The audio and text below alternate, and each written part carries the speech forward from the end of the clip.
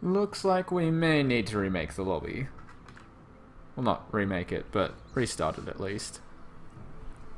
Poor Selena Gomez. Oh, they connected. 13 seconds. And some brilliant drawings going on. That's teamwork. Dedication.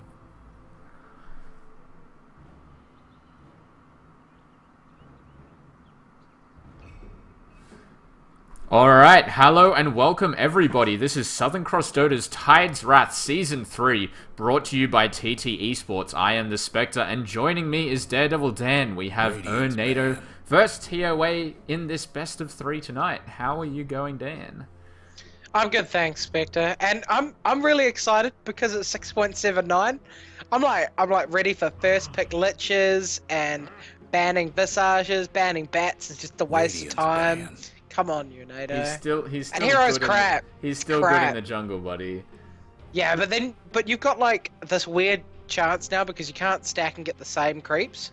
So you're almost either going to get super, like, before you get super lucky, never get golems. Now you're guaranteed to get golems once you've triple or quad stacked. Yeah, so if you stack it up bad. like quad stack, sure. And we're gonna see a Night Stalker and Lich bans out. There you go, 6.79. You gotta ban the Lich. I'm just gonna be super hyped this game, so everybody's just gonna deal with it. I mean, but, you know, because they've banned out these heroes, we still have Naga, we still have Nakes, we still have Nyx. I mean, Nyx only received a minor nerf. It's not that massive. Yeah, Nyx is still a damn good hero. Nyx is a lot harder to use. Me and you were talking about today where you can't click on them to cast a stun anymore, which doesn't affect some players, but like, if you've always clicked on them to cast the stun, then it just throws you completely out of whack. Yeah, like it's something that you need to get used to. Yeah. And this is where it counts the most, you know, with those small changes. Or it's not really a small change because, you know, if they're quite fast, it'll be hard to hit. I want to see if we see a Bloodseeker because all the Pro Dota games I watched today, including like Fragbite Masters and D2L, no one picked Bloodseeker. I think it's we could see one because his changes weren't really that good. I mean, if the situation fits, he's super race car. I still think he's... Other than that, he doesn't really do anything. He's still just still like okay against a Weaver, because he can lane okay against him because of the regen from Bloodbath, and he can still silence the Weaver or Rupture, which of course isn't removed by time lapse. So I don't know. I still don't see why Bloodseeker really fits in. I think there's always a better hero to do what he can. Yeah, I have to agree. I think with Bloodseeker, why not just pick a Spirit Breaker? I find him a better counter to Weaver, personally. Carry Dust, maybe even a gem by the end of it, because of course Weaver will be time-lapsing it off, but even when you charge in Hisakuchis, you know where he is, because the charge buff still applies and you can see where you're going. Yeah, you can see the sort of outline of his character as well, which is pretty nifty. But we're going to see a Weaver Rubik, and then a Darkseer pick. Darkseer got a small nerf to his vacuum. It's got up and cooldown again. It was like 16 seconds 8 months ago, and now it's 28 seconds. Every patch, it's gone up like 2 seconds. And it makes me sadder and sadder every time it happens. We're getting some reports that people can't hear you in-game, so can you make sure it's that your on. open mic is on? Can you turn it off and on again, please? Yeah, reset it. Yeah. Okay, it should, like, 100% should be on now. Alrighty. Well, yeah, I mean, Darkseer, but I mean, he's still so strong. It's not the fact that it's not vacuum. Like, I don't understand why Ice Frog keeps on nerfing vacuum. That's not the reason why he's so good. It's that he can go to the off lane, screw around with the carry's farm for a while, and then as soon as the carry gets to that point where you can just easily kill off an Ion Shell creep or deal with it some way, you just switch him into the jungle. Radiant's ban. And it's the Ion Shell that's the good thing. Not, I mean, if you took that away, though, like, what would you nerf that to? A bit less damage? Because, I mean, 90 top level is a lot. Less duration, you reckon? Less duration, higher mana cost. Yeah, I mean, it's quite high mana cost top level, but definitely at low levels it's very spammable. But we see the Venom answer pick up, which had quite a few changes to the Venom scale. It does 0 damage over time at level 1, but it still does the 25 strike damage, and it still has the 50% slow. It also scales better. It does more damage to the ladder of the game, with 90 damage per tick at last level, which is a lot because it ticks once every 3 seconds, every 15 seconds, plus the initial 100. So that's pretty good. And you've got the Plague Ward that now gets your level of venom of Poison Sting. So you've got 20 damage a second. It's over 50% though, isn't it? Uh. I'm pretty sure Plague Wards are 50% No, of wards your gain the poison damage. sting level of your hero. Right. It's the same. And I'm clicking Alt, nothing extra is coming up. Yeah, no, I know. It's just because, well, I It don't doesn't know. work here anyway. I know it does. It's just that Does it it? doesn't actually have any alt text. Oh, yeah. Well, no, because I just remember seeing something rather where it was like if your hero and Plague Ward attack at the same time, then the higher tick is applied. Maybe they meant the first tick 10 seconds to go. being the higher priority tick. Possibly. Could be worded wrong, but Yeah. we're going to see the Jakiro Naga banned out by URNADO and the Timbersaw OD banned out. And Timbersaw and OD both received little nerfs. I don't think it's going to wipe them out of the metagame, those nerfs. They're still fantastic heroes. And Lone Druid picked up by URNADO and Clockwork picked up by TOA. And I'm wondering if these teams are going to be going with dual lanes or sticking with tri-lanes. I mean, I saw the DKIG game, and they were still running tri-lanes, at least in Game 1. And it still seemed to work out fine for them, to be honest. It didn't seem like there was a big kind of problem with the XP or gold sharing, because of course the gold per second was buffed by, quite a bit. Yeah, some people say, oh, it's only 0.2 of a second, but if you go to a 60-minute game, I think it's 1,500 gold that you've gained more than before, which could be, It's a lot of basically a gold. full item. Yeah, For apparently everyone. people have been playing it and they feel like it's even more than that. Yeah. So it could be a little buggy. I actually played a bot game right before this, and it was pretty much going 1, 2, 3, 4, 5. It's easy 6, mode. and Well, I'm just like, because it's whoa. 1 gold per 0.6, 0.6 seconds, yeah. but people have been saying it feels like 0.3. It does. But yeah, it It's could be crazy. bugged out. But it's getting like I was watching games today, and it feels like watching Dota 1 more. It really does. Like the game's way more violent. There's more fighting. The game is just like it just feels better, Yeah. which is nice. It's nice to have that feeling. I think kind of the point I was sort of thinking of making before is maybe we saw them tri-lane because you didn't have a big kind of hero that could sap experience from pools or from the lane. You didn't have something like that Bounty Hunter. Of course, the experience range being 1,300 now, and the experience being shared from non-ancient neutrals to anyone in the area. So if you have 2 Radiant and 1 Dire hero, the Dire gets a third and the Radiant 10 get seconds to 2/3 go. split over the 2 heroes. So I don't know. And now Viper being picked up as well, who did have a change. His poison attack is now 0 cooldown at level 1 instead of only being at level 3. So I honestly maybe think that's a really big change because now you only have to get 1 level of it, and you can run him as support. 10 seconds to yeah, go. you can really use it to orb walk and harass really effectively on tri-lane. I think maybe...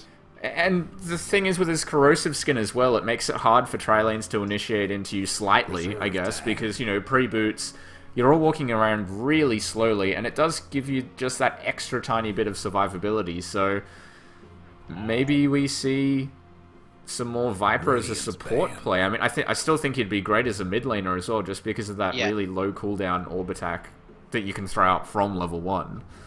Yeah, plus I mean, what you can do now is do I think the way I would like to build him is a mid. 10 seconds to go. If you're against like a high harass hero, something like a Quap who wants to try and harass you out of lane, the 1-1-3-1 build, where you max out the corrosive skin above the nether toxin or poison attack, just because if she poison strikes you, she takes more damage than she does to you. Every time she hits you, she gets slowed.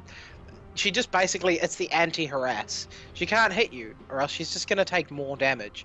But if you're against, someone who's got quite high base damage and you need to last hit, you can do 1-3-1. So you get the 10 nether seconds toxin to to make the go. last hitting a lot easier.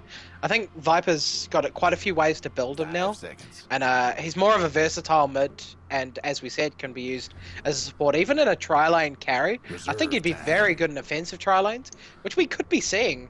Viper, Venomancer, Clockwork, offensive tri-lane. That sounds really good in my head. That In sounds your good. head. In Well, yeah, my I mean, head. if you think about it, you could slow him down with the Viper poison attack, follow it up with a Gale. Clockwork can just walk forward and cogs if you need to, or you can just run the battery assault. So I think it definitely has potential there, but would you really want to use a Clockwork in a tri-lane? It just seems too level dependent to me. Yeah, but now with the Quap pickup, I'd definitely throw that Viper mid and do the 1-1-3 bundle, which I was talking about. Well, I think Viper can destroy a Queen of Pain in mid. yeah, I think that does come down a little to player skill as well. Because, I Yeah. mean, if Queen of Pain notices that, she's just going to go for last hits. And just... Yeah, but I mean, Viper has pretty good base damage as well. And with one level of Nether Toxin, that's enough, right? Yeah, it is. Sort of. I mean, it gives you a little bit of extra base and then kind of scaling for low HP, but it's a little bit hard. But I mean, the last pickup Clinks with that Searing Arrows doing 10 more damage at level 1. And going through and you Magic can Immunity steal- as well. Yeah, and you can steal the experience, so he's a fantastic offlaner once again. You know, do cheeky little things, hide in trees, steal jungler's experience, steal pull experience, if they are doing that. But if you look at this lineup, is this like a classic dual lane lineup, or is it more of a Darkseer offlane, clock mid, a try of double slow and clinks? Because that's a triple range, high damage lane. I really don't know. I guess we'll have to kind of see how they want to take it. I mean, very, very interesting and a lot of possible ways you could lane this. Places, But, everyone. you know, on the side of TOA, we have Tobzino on that Clinks, Godzilla on the Venomancer, Ocelot on the Darkseer, Bok Choy on the Viper, and Selena Gomez on the Clockwork. And over on URNADO, we have McNuts playing that Lone Druid, Boredom is Fun on the Weaver, Squirtmaster is playing the Lena, Meet Your Playmaker is on the Rubik, and Delete 12 is playing the Queen of Pain. So they're being very offensive at the moment. They really want to get into this jungle as quickly as they can. URNADO going in right away. We've got Darkseer already 1 point up in the Ion Shell, so he's not going to be able to surge away if they do catch him out with a Rubik lift. He needs to And be this looks really like they're setting up careful. for an aggressive tri lane, and this is a nice aggressive tri lane. But this is also... I'm not sure why the Darkseer came off lane. He's been given the ward, so they're just going to throw him out there. I would have rathered the Darkseer in the off lane and the clock down here, I think. I mean, with all the slow and Iron Shell invis on Clinks is just a pain. And if they didn't see these lanings, I mean, do they have sentries down here? And they're off. Just looking through the three heroes. They do have sentries, but you know, Clinks has still got a lot of movement speed and he's pretty hard to lock down. They do have the Rubik lift though, so No more bets, it's all... I please. think this... There's a lot to say about this try versus try, but I don't really know who I give the edge to right now, actually, even. I think I give it to TOA. Well, I think for the moment, Ocelot's just going to be jungling. Needs to get off that small camp. There is a ward down here, which is going to spot out the Darkseer coming through. It should also block the camp, which it does, of course. So it's going to kind of hurt Darkseer a bit unless he can go out with that double Iron Shell creep. He's going to run into an Invis Rubik, so just going to pass each other at the moment. Don't really know that they're there. Ocelot using the Iron Shell on himself might be putting himself in danger here. We already have a D ward coming out from Squirtmaster, but I don't think they know that Ocelot's actually doing the medium camp. I think they must have assumed that he went off to stack, because they could have easily come through then with the Rubik and Lena and just picked up a kill. Yeah, exactly. And I think the strongest thing about this Clinks buff is that the first level of Searing Arrows is 30 bonus damage instead of 20. Having that extra 10 right away, you saw him hit that Weaver once, and he had to use a Tango. And he has used one because they start with 4, not 3 now. We're going to see a lift come out on top Xena. The Sentry will place down, but the Light Strike Array is going to miss. A nice Venomous Gale as well, slowing down the Rubik, so there's going to be no follow-up there. So Sentry Ward put down and some spells expended, and yeah, that Tango change now costing, I think it's 115 or something quite odd, but it also gives you 4 Tangos. Yeah, Naga's a bit confused. Many stats do not say anything about this game now. Well, Pretty much. There have been a few 6.79 tournament games played, If you go on Yeah, Dota there's been a couple. and change the date range and then just maybe not go straight from Tides, it would work. But it would be generalized hero stats, not Tides Wrath specific. Yeah, and it would be only, you know, like, I think there was 4 Fragbite games, and there's been now 2 D2L best of 3s. I think that's actually it. So there's not much to take from. So, at the moment, it looks like Viper's gone for a 2-0-1 build in mid, sitting almost at level 4. Delete 12 is just ahead of him at the moment. And also, there's not too much of a discrepancy at the moment. 9-2 on Queen of Pain, Viper sitting at 6-1. So, at the moment, pretty much a wash. Creeps, yeah. But we're going to see a lift on Godzilla. The Light Strike Array comes through, but just too late. And Godzilla bananas away. Yeah, and this tri lane isn't working out great for URNADO. I mean, Clinks has gotten 6 creeps, so not bad for the position, and it's 3v2. And if you're not getting kills as an offensive tri lane against a dual lane, you're losing so much. They're gaining more experience. Your last hits on your Weaver are only 10, and the Clinks has 6. So there's not even this massive gap in the gold end. I think what they're doing more than anything, we're actually going to see the first blood down at bottom, so they do pick up the kill. Tobzino even the one to go down, so getting a kill on the enemy carry, very, very nice there.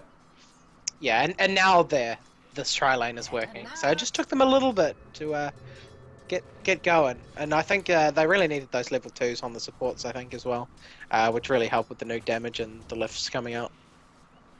And it certainly did, and at the moment, every lane is sort of out CSing the counterpart.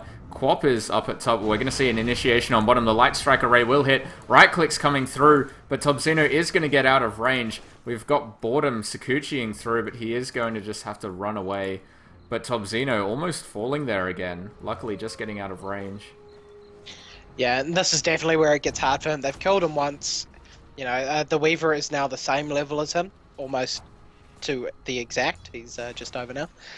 But yeah, it's definitely where they get hard. As I said before, with those nukes leveling up, Lena just has so much damage coming out of her, and you've got the instant lift, and every time they have a sentry and they can land them, they will get the kills. It will be very, very hard for Clinks to stay in this lane. I mean, the one kind of giant weakness of Clinks to make up... Well, actually, we're going to see an Invis Rune in the middle. Bok Choy dropping low to the right clicks. But the slowdown from that corrosive skin is just too much, and he's going to live here. We are going to see the supports rotating in on the side, though. Squirtmaster, as well as Meet Your Playmaker. But they are going to back off. They're going quite deep into the enemy territory. They're looking for this wraparound, just hoping Bok Choy is still in this mid lane. He is, but sitting in a very defensive position. He knows those supports aren't in lane. He's coming forward for some last hits, so they're going to try and dive here. I don't think they know Ocelot's in the area. Yeah, I mean, they saw the big camp was empty, so he must have just been there, and that medium camp that used to be the small camp was alive, so they cleared that up as well. So they knew he was close, but obviously they didn't know where exactly he could have gone. He could have been rotating. Well, we're going to see a Scream and the right clicks coming out, but Queen of Pain has to blink away. As you said before, the damage from that corrosive skin is just too much. It just does so much in return, especially if he just sits there and right clicks, doesn't try to run away. I think he could win a man fight here. And now Viper's level 6, he wins the man fight. Or at least he kills him after he's dead. Yeah, I think that ulti is insane. Insane amount of damage early levels especially. I think that's kind of the main thing about it, is that Queen of Pain can win with cooldowns, or if she has a full mana pool to use the ultimate as well.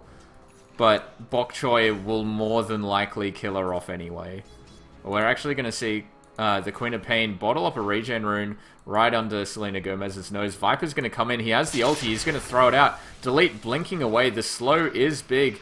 He's trying to get in range again. Didn't get off the poison attack, and also turns around, gets fogged. So Delete's going to live here and just pop off a regen rune and be fine.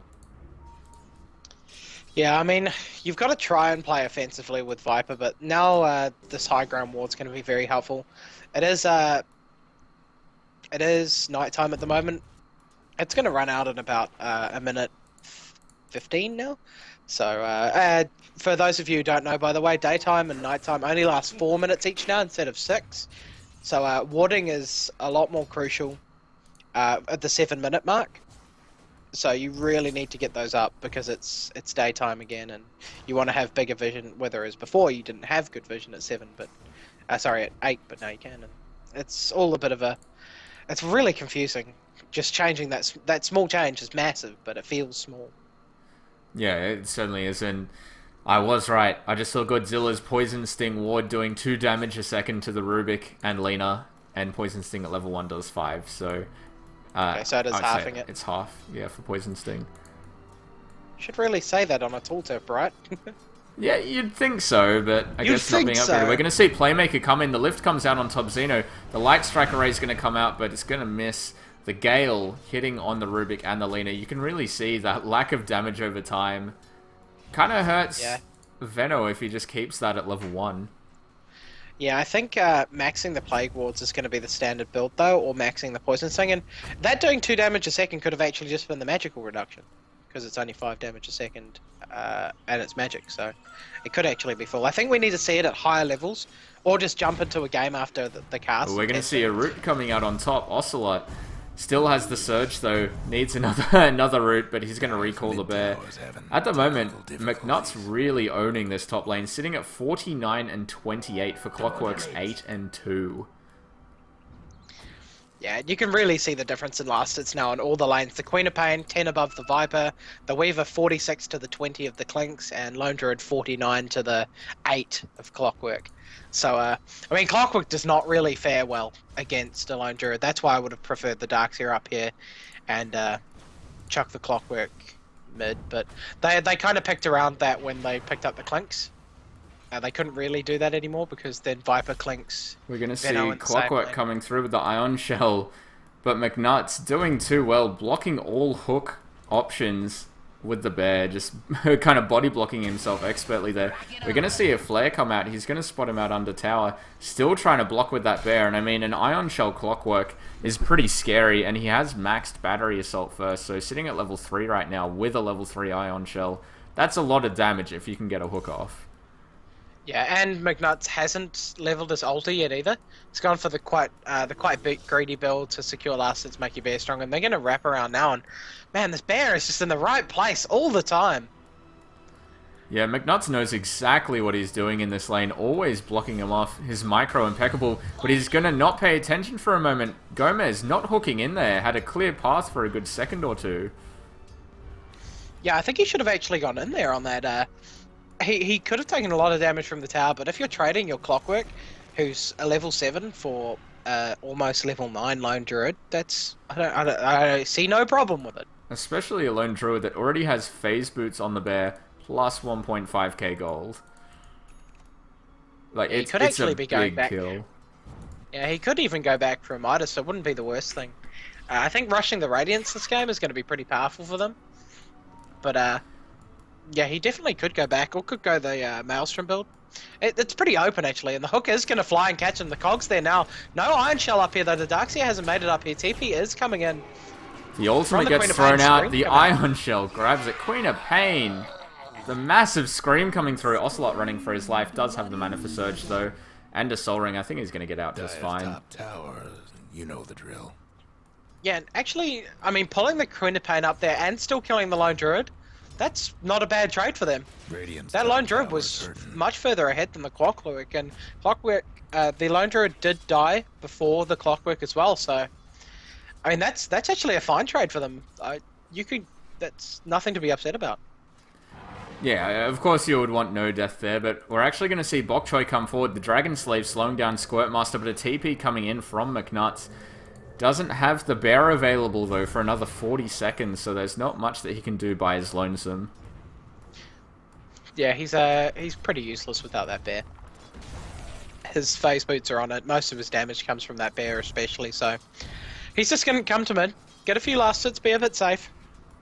Against the Clockwork, on your own without the bear, even though he has his true form, is still pretty dangerous, and you won't really get many last hits up there either. Because Clockwork will be able to zone him out, so leaving the Queen up there I think is the right decision here. Yeah, at the moment, just blocking well with her illusions. The hook is available again. Darkseer about to hit level 8. I mean, we could be seeing the level 4 Ion Shell coming out soon. If you get a level 4 Ion Shell with that Clockwork, it's going to be even scarier. But, I mean, Queen of Pain really needs to keep those mana reserves high, or at least kind of hit the Clockwork a bit beforehand. We are going to see McNuts wrapping around. The Bear's going in for Gomez. No, changes target to Ocelot. The Scream comes out as well as the Shadow Poison. A nice Light Strike array right as Surge comes off. And it's going to be a pickup of a kill for Lina. Excellent play there. And Playmaker also going down to a Searing Arrow at bottom. Boredom is fun, trying to kill off Tobzino, but he's had to Sakuchi away. Has the time-lapse available, but doesn't use it. And I think he could have just stayed in there, right-clicking, time-lapsed, and picked up the Clinks. But maybe not trusting his Sakuchi guessing ability there. Yeah, I mean, Weaver does not have to play balls out yet. He's got almost a Lincoln's at 13 minutes. He's fine. He can play safe. He can keep bopping creeps. He doesn't have boot. So, you know, the Lincoln's is sped up a little bit. He didn't get pulled in a region because you can't pull anymore unless you're giving single tangos away that only last 60 seconds anyway. So he's doing very well for himself at the moment. Yeah, he is sitting quite well. I mean, not having those boots does kind of skew it a bit. We are going to see Selena Gomez catch out McNuts, but the Bear is here. Battery Assault gets thrown out. The Cogs are going to trap the Bear, but not the hero. McNuts now trying to run. No mana for the hook. Needs to bottle up if he wants to do anything. McNuts trying to block, trying to juke. A couple more hits and he should be down. One more, the vacuum comes through, and Ocelot picks up the kill.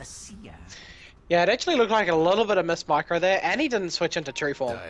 Maybe switching to true form could have saved him, and he didn't get a root, which was it was pretty bad. Pretty bad RNG there. A little bit unfortunate, especially because root's pseudo-random, so it has more chance the more you attack, so really quite unfortunate. bad. Unfortunate In fact, for him. Rubik's stolen Clinks' ultimate, so he's running around with 1,000 health now and hitting for 100 damage. That's pretty funny, I gotta say. Yeah, and Clink's picking up a medallion. I actually really like this because the Searing Arrow is obviously being physical. There's a lot of damage that can come out from the Clinks. They don't really have a great deal of physical damage other than him, though. So we're going to see Boredom is fun actually diving hard here. He's going to time-lapse away. So baiting out the TP from Clock, who does cancel it. So that's a nice 135 gold kind of economic damage there just for using a time-lapse. And the Queen of Pain denying that top tower as well. So doing quite a bit of damage actually, just to, you know, forcing out that TP as you said, and the deny. You're taking a lot of gold away, all for casting basically one spell. That's almost off cooldown already because 60-second cooldown level 1. We are going to see Viper picking up a double damage, but he is going to run into a Queen of Pain. The Surge comes forward.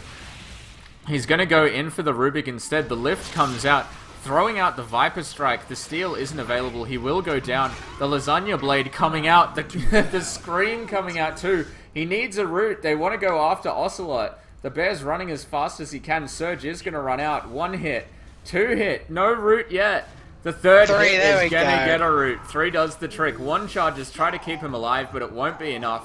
Queen of Pain taking out that Darkseer. Yeah, and we just saw how much damage that Viper did. He did have a DD, but he 3-hit Rubik. His ult did like 2 ticks in the time that it took. But dealing that much damage at 15 minutes into the game, when you have no damage items other than picking up a, you know, random DD, it's pretty scary. And that's how much damage he'll do when he picks up something like an MKB. So you've got to be really scared as a Rubik against a Viper, just because of the sheer fact that he'll 4-hit you on full health. Yeah, I think if we had a bit more mana on the Rubik, we would have seen a Stolen Viper Strike. We're going to see a hook in on bottom. The Battery Assault already coming out. He's going to get lifted out of the cogs, but still in range of that Battery Assault. 1 more right click. Venomancer picks up the kill, and Weaver's just going to run off to the left. We see pings coming out from the Darkseer. He knows where they're trying to go. Weaver, of course, not having those boots, has to rely on the Sakuchi to get away, but it looks like TOA are just going to go into the tower instead. Yeah, and they can push very fast with Tobzino. He is quite low on mana, but he can get 6 attacks off of the Searing Arrow. He's probably going to want to save it though, just so he has Windwalk, because you can get caught out very easily, and he's not on much health, so needs to be a little careful here. But I mean, right now, McNutt's pushing that top tower, almost has it down. And if he gets the last hit here, he'll be just a couple of creep hits off getting a relic. In fact, does have the relic gold now, sitting at 3,800. So we're going to see a 17-minute relic, which is going to translate into about a, what, I'd say 20-minute... 20, 21? Yeah, 20-minute radiance, depending on how quickly he farms it up. So he's going to pick that up in the secret shop. Yeah, but right that's now. not even rushed. I mean, he's got boots and phase boots and the Orb of Venom. And he died twice. Could you imagine this guy if he didn't die? He'd have his radiance. Yeah, I mean, if you look at it, he's sitting at 95 and 30 at 17 minutes in. So some pretty decent farm there. And I think really the deny is probably hurting that lane the most, because the Clockwork just got so underleveled from that, and we're actually going to see a Lincoln's cast on a teammate. Quap went forward, but it ran out before it came out. That level 4 Ion Shell and Battery Assault, not even having to use the cogs. We're going to see a wall drop down. The Lena gets vaxxed back in. Tobzino dropping really low on health. The Laguna Blade did come out before he went. The Scream just out of range. Tobzino's going to live for now. Dust coming out, though, and the Geminate attack will be enough. Ocelot going after Delete, who doesn't have any mana to blink anymore. He's got 1 more second until he gets that 1 charge and can blink away. Pops it, will just go into Roshan and blink out. Now Ocelot chasing down Boredom, or is Boredom chasing Ocelot? I think he could try and turn around and take this. Boredom still has the time-lapse available, Bok Choy running around with ultimate, but they're not going to be able to find that Weaver. Yeah, and still having the Lincolns up on that Weaver once again, so he was in no danger of dying there. He's sitting on 700 gold now after his Lincolns. He could grab boots, or he could just go full aggression. I mean, Lincolns is, you know, known as a defensive item, but on Weaver, it makes him able to go very aggressive. So he could do that. He could skip it, go for a Desolator, go for an MKB, or go for a BKB, as we've seen Havors do a few times. You know, he picks up the Lincoln's BKB for the ultimate dive ability. Yeah, he certainly does. I mean, speaking of item choices, it looks like Bok Choy's going towards a BKB. He already has the Ogre Club up, only needs, well, he's got the money for the Mithril Hammer now. We're gonna have the Viper Strike stolen by Rubik. Yeah, the thing is with that orb is it never counts as a cast, so the only thing you can take from Viper is his ultimate. That's kind of something I'd like to see changed, because you can manually cast the orb. I think it... But it's the same as any orb effect. You can't steal Searing Arrows, you can't steal OD's orb, you can't steal Drow's Cold Arrows. You'd have to change it for all of them. Yeah. And I think that would be really powerful, almost too powerful on Rubik. And that's the 19.5-minute Radiance done. Well, I don't see how it would be too powerful. I think it's powerful the way it is. I mean, what's a Rubik going to do with an orb attack? He attacks so slowly. You might be able to get off 1 Frost Arrow, possibly 2 in a fight, maybe more if you have Troll Warlord or something, but I mean... Can you imagine Rubik with Cold Arrows and a Troll? It would be great. But I think it's actually worse the way it is. We're going to see a hook him, but it's going to hit the back of his own creep. And now hook stolen by Rubik. We've got the Radiance Bear coming forward with those phase boots.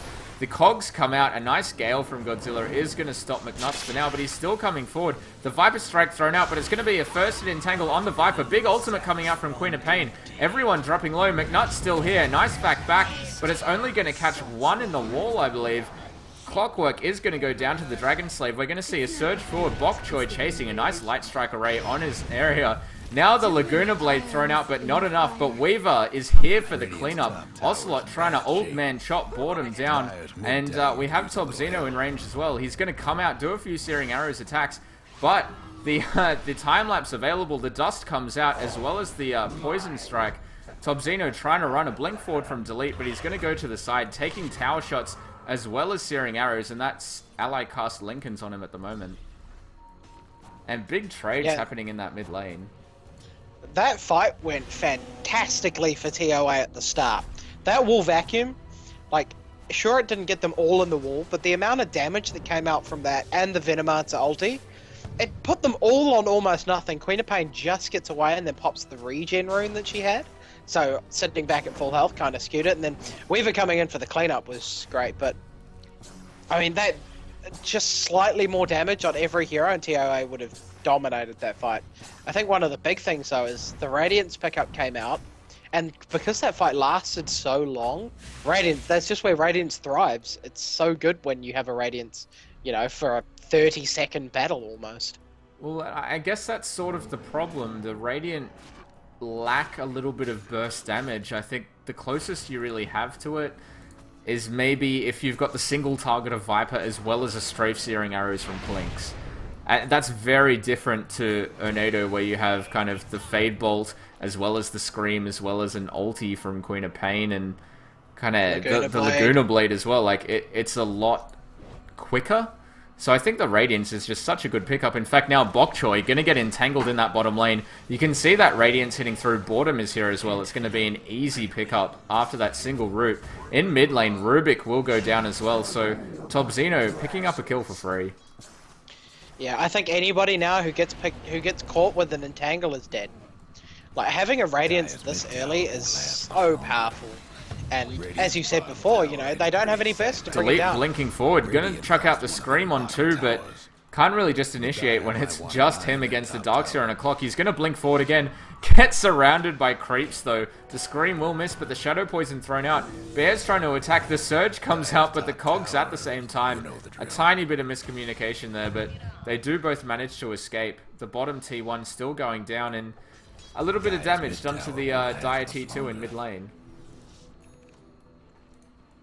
Yeah, I mean, they took the tier 1 bot and they did a bit of damage in mid, but I think URNADO are going to start to snowball in this game. Lone Druid, once he's got the Radiant so early, it's very hard to stop him. Queen of Pain building towards that Hex, most likely. I highly doubt it'll be another Lincoln's. It seems a bit over the top.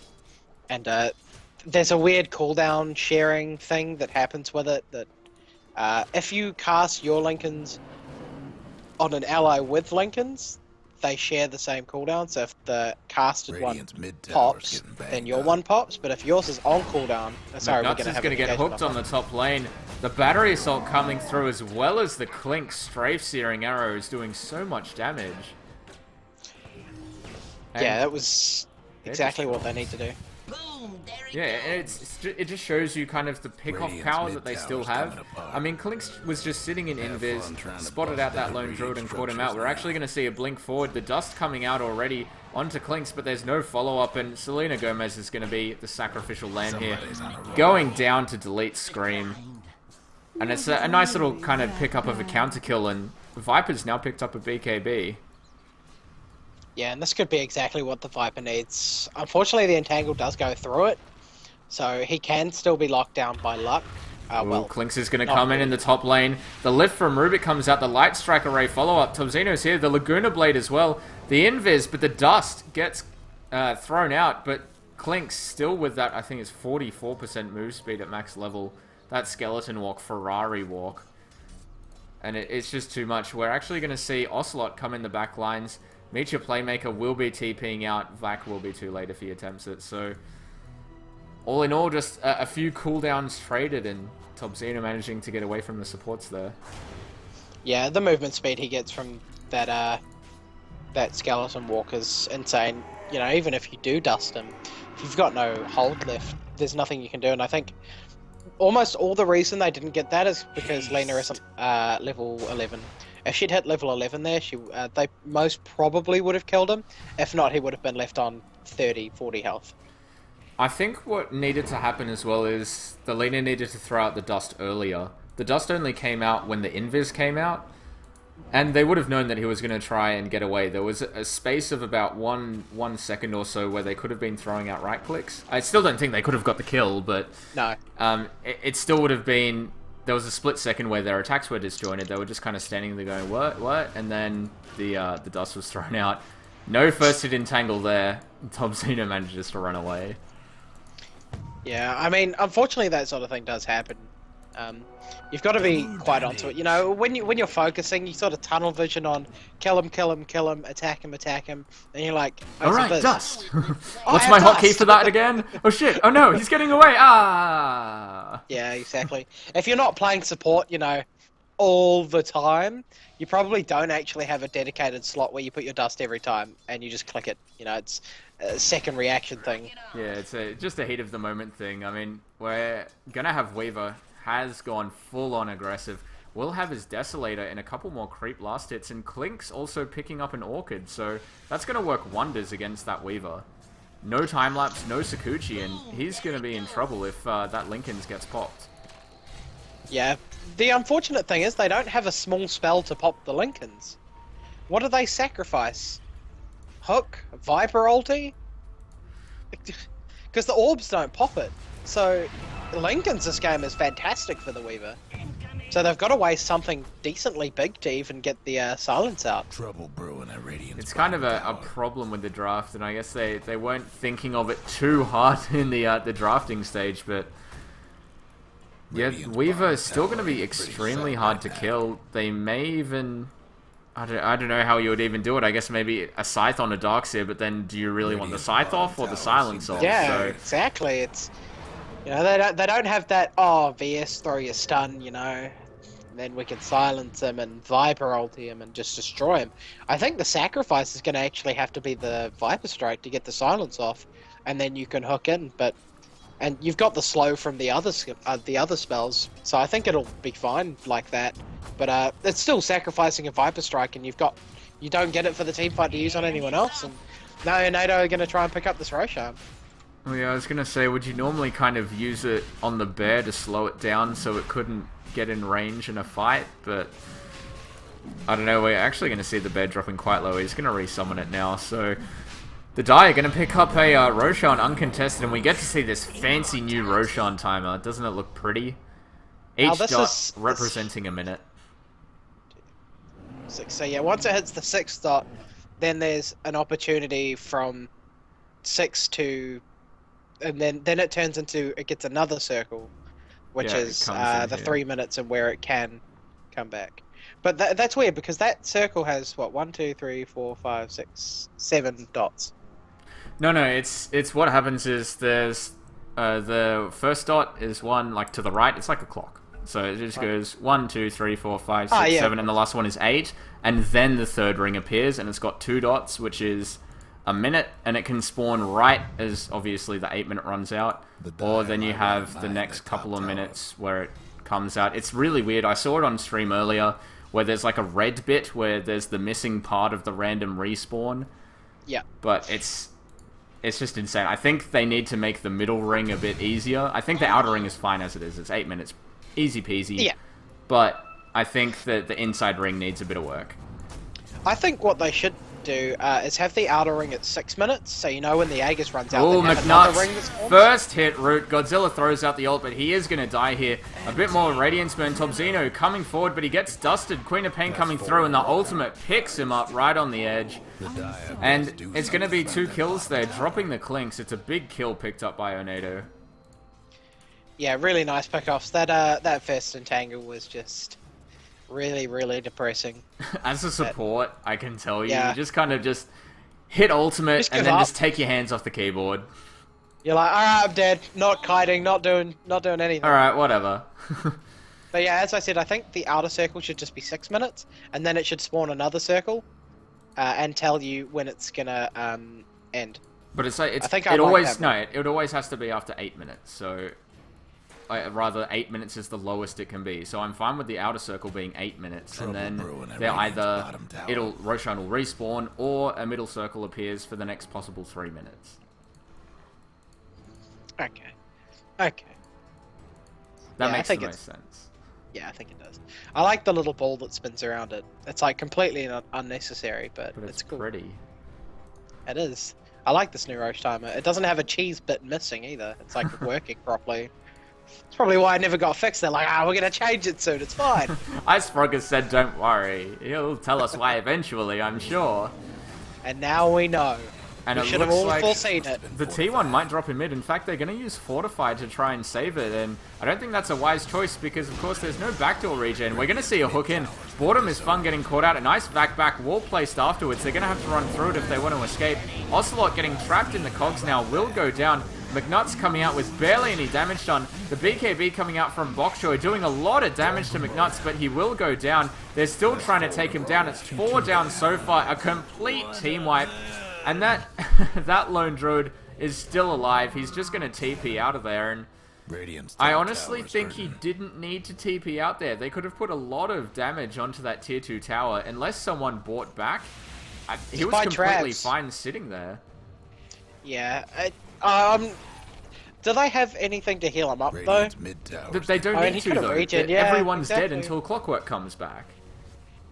Yeah, I mean, they're still going to take this tier 2 anyway, because they have a Desolator. Radiant's mid So in the end, I tower don't could think use it a hand. matters. They couldn't have taken a Radiant's tier mid 3. tower's getting the walk But they forward. could have done some damage to it if he stayed, but it would have been a little risky. And I think when you're ahead like this and winning a team fight that easily, you don't need to risk Oh, you don't. anything. And It's just the little things. just the little things that annoy James. Yeah. We should. Like not stacking when you get a helmet the Dominator. Hey, I always make the creep and then I get you to stack it for me. Come on. Yeah. Yeah, That's how you should play. Support. exactly. But I lost my train of thought. What do you think of the Tranquil Boots on the Rubik? Radiant lost the I top think tower. Tranquil Boots are great on supports. Oh, we're going to see an Entangle up on Ocelot. He's already thrown out the Surge trying to get away, but it's not enough. The Viper Strike coming out on Lone Druid, but he can just shake it off. Clockwork hooking in and instantly dying. What are you doing, bud? That's a Deso Weaver and a Radiance AC Bear. That was debatably really silly. Most most hopeful hook of his life. He was like, I got this, guys. They don't kill me in 3 hits. Hook and Entangle, right? Oh. Ah, well. But if we take a look at the experience graph, it's about 13k ahead for URNADO right now, and the gold's sitting at about the same as well, so definitely very far ahead. And even if you look at the late game, if they were both exactly the same, I'd probably give it to TOA, just because they have a wall. Yeah, But URNADO can do the old Rat Dota split pushing with Weaver Lone Druid, so... I mean, But at the TOA can moment, also split push with Clinks. I think he's a very underrated split push. Searing Arrows and Strafe is extremely strong if you get left alone for a little bit, but I still think a Weaver and Lone Druid will beat that out. I just throwing it out there, I think Clinks has a great tower pushing ability that's really underutilized. Yeah, I think before this patch, he was only very picked up by Funnick. Well, we're going to see a blink forward into a lift onto top Xeno. There's no reveal at the moment, but the damage coming out from Weaver, it's just so much. Ocelot will drop now as well, and there's just too much damage coming out. Boredom is fun, and McNuts just, I mean, look at that bear. It has a Basher AC Radiance up at 34 minutes, and that tower is just completely melting. There goes Radiant's Yeah, and bottom this Lone tower. Druid's net worth, 34 minutes, 17,000. It's not the highest you'll ever see, but it's definitely very good. And the GG call comes out from Bokjoy. Oh, just wait, we gotta watch that Weaver. Healing all of his health. Look at that Aegis effect. Sparkling. Has done it again. Because of course, now when Aegis runs out, it fully heals the hero over, I think, 5 seconds, but does 5 also seconds. break. The Yeah, it same has to as be out of kinda combat. earned. Yep. Has to be out of... So yeah, the first game will go to URNADO, a very well played game by then. Lone Druid just proving too much in the end. That bear, too powerful, along with the Weaver right click, just too much. Yeah, fantastically played by URNADO, and we'll go to game 2 and see if TOA can bring it back, or if URNADO are going to take it out 2-0.